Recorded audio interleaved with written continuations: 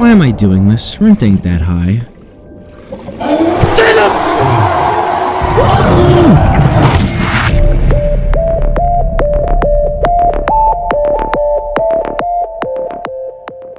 Today, I'm creating a new game mode for Subnautica that I'm calling Riley Robinson Must Die.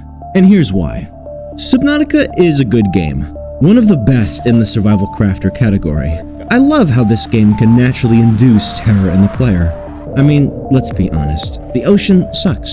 It's dark and there are things that lurk beneath. However, I feel like the terror experienced during your first playthrough is gone by your fifth. Once you learn that everything has an area it keeps to, and generally where you have to go, then what's to be scared of? All you have to look forward to is a nice, relaxing playthrough. Yeah, right. Scratch that. Let's do the following. If we want to create a truly horrific and challenging Subnautica experience, we're gonna need to call upon our favorite aquatic boy. We need more Leviathans. And we want these guys randomly placed and wandering the map. I feel like 10 or 100 is too small given the size of the map, so let's take the Mr. Beast route and add 1,000.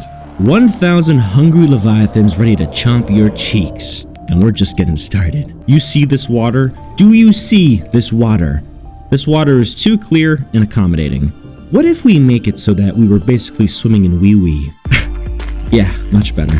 One of the most avoided places on the map is the water behind the Aurora. And that's because you can barely see. And the Leviathans will lunge out of the muck to engage in some casual toothy French kissing. So what if we made the entire map like that? Now, in every biome, you won't know something angry is on top of you until it's screaming in your ear. Get ready to jump out of your seats, ladies and germs. This is getting somewhere. But there's one more thing we can add to really put a bow on this new game mode. I'll just come out and say it, day lasts too long. It's too bright, we're gamers all, the sun is our enemy. We'll raise this up and lower that down. Now, most of the game should take place at night. Now this is more like it. Reapers everywhere, and you can't see. The only thing we need to do now is to play on hardcore, because we've come this far. Now, let's see if Riley Robinson will die.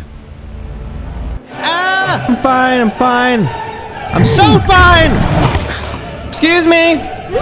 Pardon me! I'm going to win!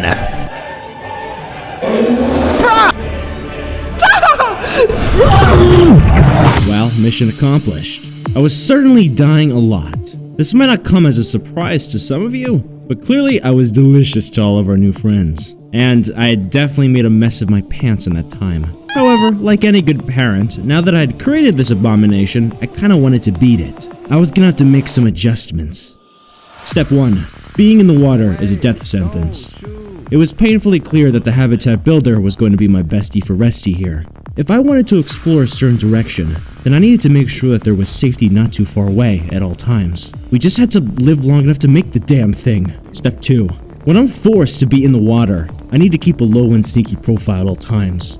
To impair a Reaper's ability to eat my voluptuous cheeks, I'll need to keep to the floor and roam around like a little worm. While I'm not untouchable on the floor, I know that they can definitely touch me if I'm just suspended in the water like a turd. I'll take my chances on the floor. Call me the rug. And lastly, let's bring multiple O2 tanks. We need to limit our trips to the top of the water due to the unwanted attention it can bring. I am nothing if not determined. And with this game plan at my side, I knew that I had this in the bag. Step aside, Visser Face and last Bacon. There's new Subnautica blood in the water, and he's ready to show everyone his steel. Let's go!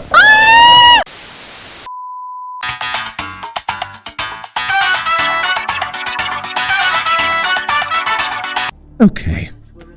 So maybe even steel isn't Reaper resistant when your bite force is 50 billion tons. I had a good game plan, but that doesn't mean I wasn't susceptible to some particularly nasty RNG. It seems I got unlucky, and 5 Reapers came on to me at once. Pause. The problem was that I had left my base to get some fish for food and water, and got got. These trips were inefficient. Due to the dark, I was often swimming around blindly hoping to run into the fish I needed. This could not continue. I was gonna have to pay a visit to the floating island, as I needed all the base items and food production that came with that. But I wouldn't be able to adopt my swim straight down and glide along the floor strategy to get there. The water was simply too deep for that. and I didn't have nearly enough titanium to build a straight shot tunnel. I think things are about to get a little silly here. We're gonna build this tunnel, Jenga style. We'll build out 1, 2, and then turn around and disassemble part 1, putting it in front of piece number 2. Complimentary breathing hatch since this base won't be powered. This was gonna be more tedious than waiting for Subnautica 2's release, but this was foolproof. Okay, so far things are going absolutely not excellent. I've gotta be like halfway there? But guess who forgot to bring extra batteries and water? Me! Well, this is certainly a hiccup. I was loath to lose another run, since the only thing I could do now is swim for it and hope for the best. And even if that worked, I was gonna have to make the swim back. This sucks. May the spirit of Michael Phelps give strength to my legs and feet. And may all reapers in the area take a brief moment to go fuck. If I get my ass bit, I get my ass bit. I don't know what else to say. This is gonna take forever, and I don't have the batteries.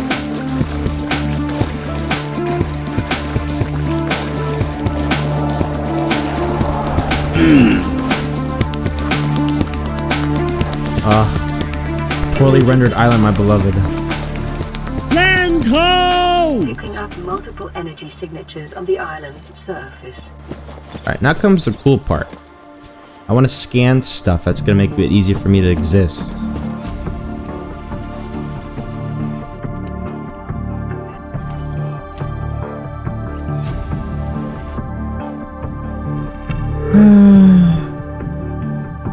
Oh my god. Oh. Wait, what? Dude. That is simply ridiculous. It's broken, I swear to god. I'm gonna wait a minute, and then we're gonna do this.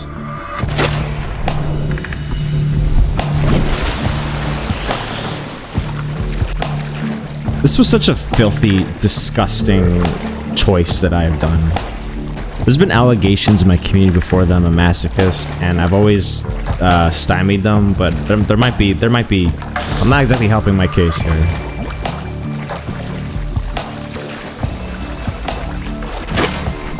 That's also not helping my case here. The flying fish in the water that want to freaking eat my ass. That's certainly not helping my case. I'm gonna run in a serpentine manner and hope that the jagged movement is enough to confuse them and stymie them. I just gotta do this for 500 more meters. I was gonna do this for 500 more meters.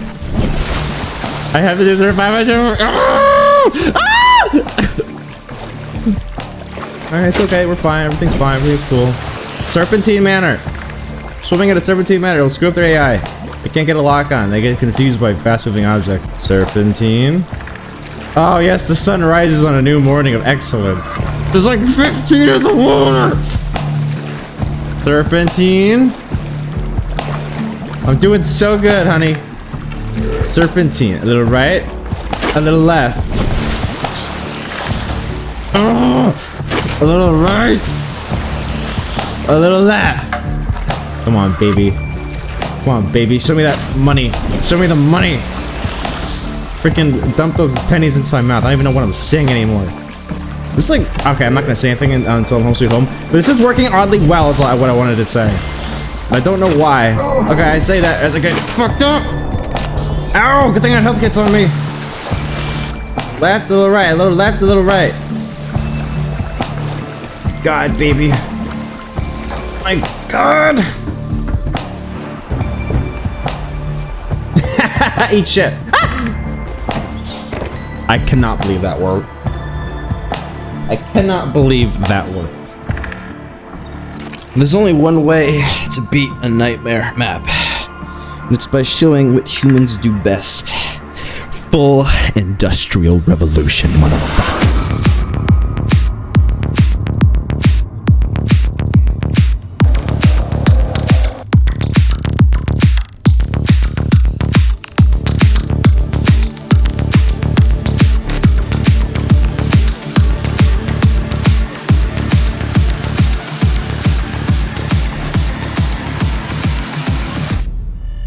Your boy was finally up, and I was spreading across this planet like it was my goddamn manifest destiny. I adopted the strategy building what I like to call line base. 1 to 2 multi-purpose rooms, and then a straight line of tunnels and bulkheads in a direction I wanted to explore. And as I expanded, I would have new room to explore the outside ocean in brief intervals. This guaranteed I was never too far from safety at all times. If things got too hairy, I could always dip back into my fortress of solitude and wait them out. While this helped to keep me alive, it also made sure that this playthrough took as long as possible. Days became weeks, and weeks became months, and I was beginning to lose my mind and wonder if I would ever finish this difficulty mode. It was very slow, but sure work. Sketching on this map, we had covered the following ground. I had built line bases in all major directions I had needed so far, vacuuming the ground like a certified human Roomba, leading us up to our next major challenge, the Lost River. Not gonna lie, the Lost River is my favorite part of this game. It has the coolest terrain and some of the best music.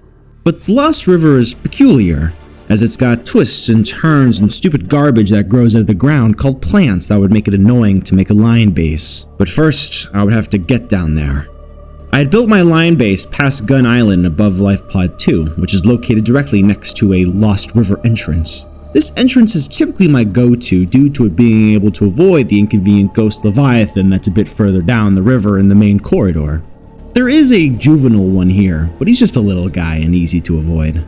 Unlucky for me, there was about 500 meters of water between my line base and the entrance. Lucky for me, I was the type who would be pig-headed enough to build a sets of ladders and base pieces that would get me down there. This was gonna take a while. Now, I mean, of course, my main concern here was the same one that's been plaguing this entire playthrough. How can I proceed in a manner that doesn't get my ass bit? Well, I figured the same thing that's kept me safe so far would continue to provide the protection I needed. My base. By leveraging my construction as a shield, I could theoretically keep them away from me. Most of the time. It seems their wide mandibles kinda get caught on things easy.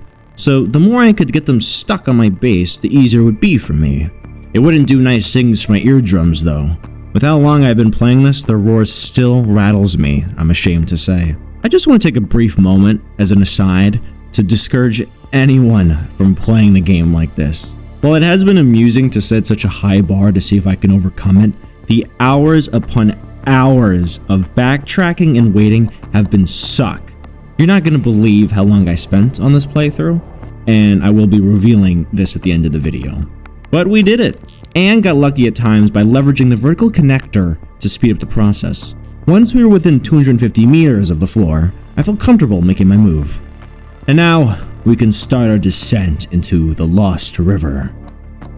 Now, up to this point, the Lost River was the demon lurking behind me in the shadows to give pause.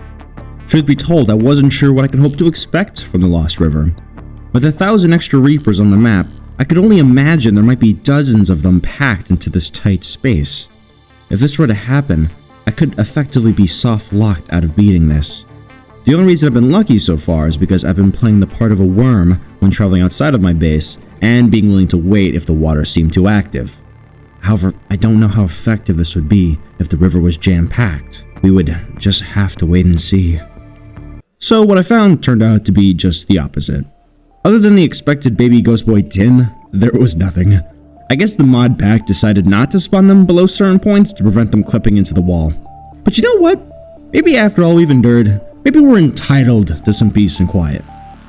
But maybe my soul just seeks chaos anyway, because even though the Lost River was devoid of the extra Reapers, I had no desire to build any more base pieces if I didn't have to.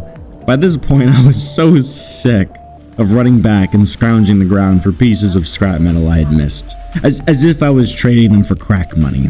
Sometimes even disassembling old base pieces I didn't really need anymore. So my options were the following.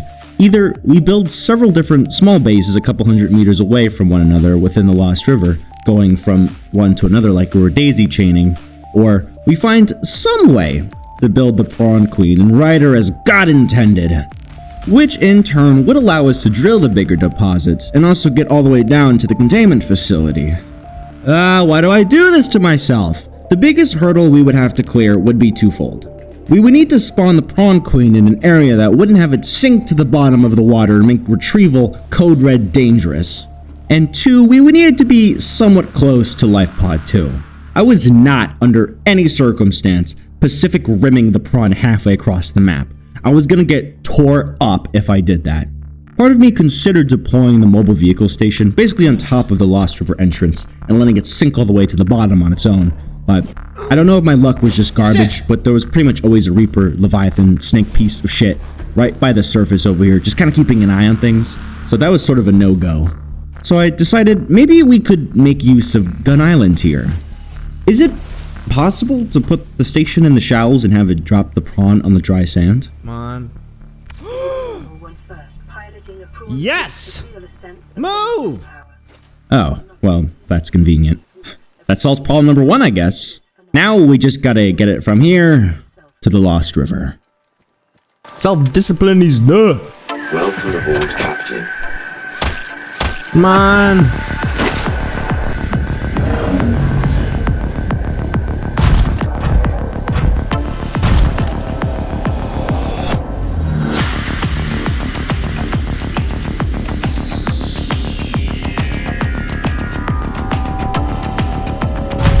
For a split second, I was like, I didn't just walk off the flippin' crater, did I?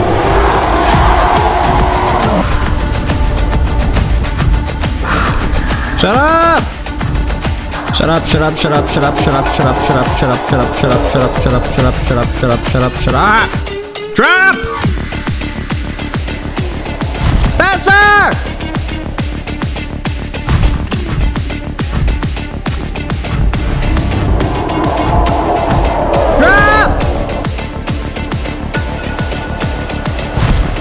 Again!